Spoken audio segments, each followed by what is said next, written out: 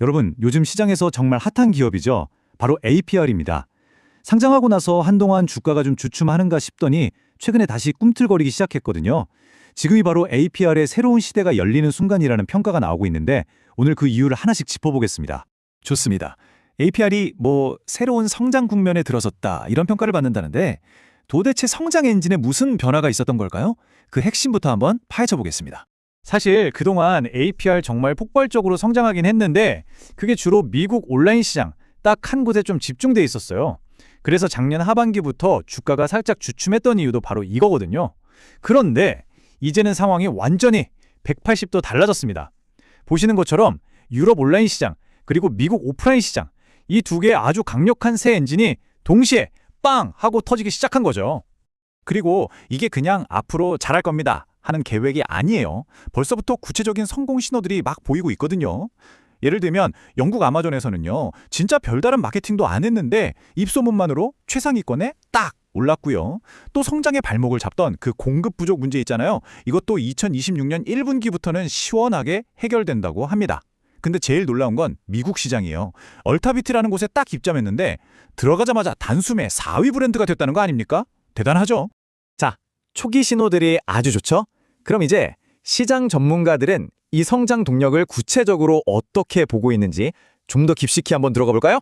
이 평가 정말 의미심장하지 않나요? 아모레퍼시픽의 해외 확장 전성기만큼 가파르다. 와, 옛날에 아모레퍼시픽이 해외 시장 뚫으면서 엄청나게 성장했던 바로 그 시절하고 지금의 APR을 같은 선상에 놓고 보는 거예요. 그만큼 지금 성장세가 거의 역사적인 수준이라는 거죠. 그리고 이런 평가는 그냥 느낌이 아니라 숫자로도 딱 나옵니다. 자, 기업 가치를 볼 때 우리가 흔히 보는 PE, 주가 수익 비율을 한번 볼게요. 지금 APR이 한 22배 정도 되거든요. 근데 과거에 아모레퍼시픽이 한창 잘 나갈 때는 무려 35배 평가를 받았어요. 이게 무슨 뜻이겠어요?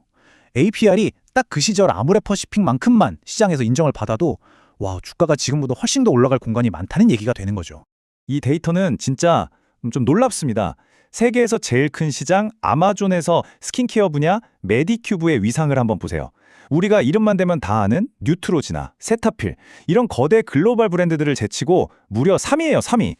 이게 그냥 제품 하나 잘 팔렸네? 이런 수준이 아니에요. K뷰티가 이제 변방이 아니라 글로벌 시장의 완전한 주류가 됐다는 걸 보여주는 아주 강력한 증거라고 할 수 있겠습니다. 자, 그럼 이 엄청난 잠재력이 구체적으로 어떻게 돈으로, 매출이라는 숫자로 연결될 수 있을까요? 시장이 지금 가장 주목하고 있는 두 가지 강력한 시나리오 한번 살펴보겠습니다. 그 핵심 로드맵은 바로 이겁니다. 첫째, 유럽 온라인 시장을 완전히 장악한다. 둘째, 미국 오프라인 시장으로 본격적으로 확장한다. 자, 하나씩 볼까요? 첫 번째 시나리오는 바로 유럽입니다. 곧 독일, 프랑스, 이탈리아, 스페인, 아마존에도 본격적으로 들어간다고 하는데요.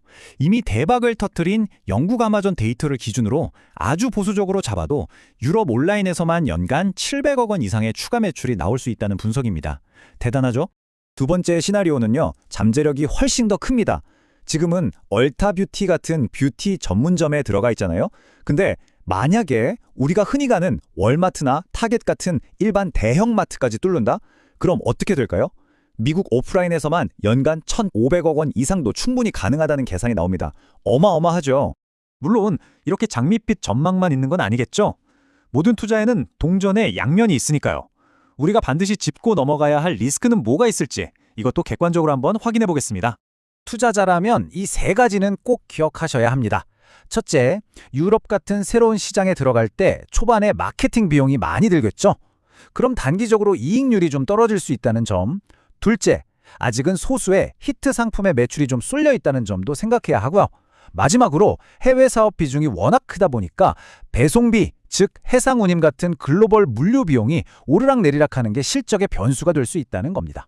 자, 그럼 지금까지 살펴본 이 모든 성장 동력과 리스크를 다 종합해 본다면 과연 2026년 APR의 성적표는 어떻게 나올까요? 그리고 이 모든 걸 종합해서 나온 2026년 실적 전망치가 바로 이겁니다. 매출은 전년보다 무려 50%가 성장해서 약 2조 3천억 원, 영업이익은요 56%나 성장해서 거의 5,700억 원에 가까워질 거라고 보고 있어요. 와, 한마디로 APR의 성장 시계가 지금 그 어느 때보다도 정말 빠르게 맹렬하게 돌아가고 있다는 걸 보여주는 숫자들입니다. 결국 핵심 질문은 이거겠죠. APR의 성장, 과연 어디까지일까?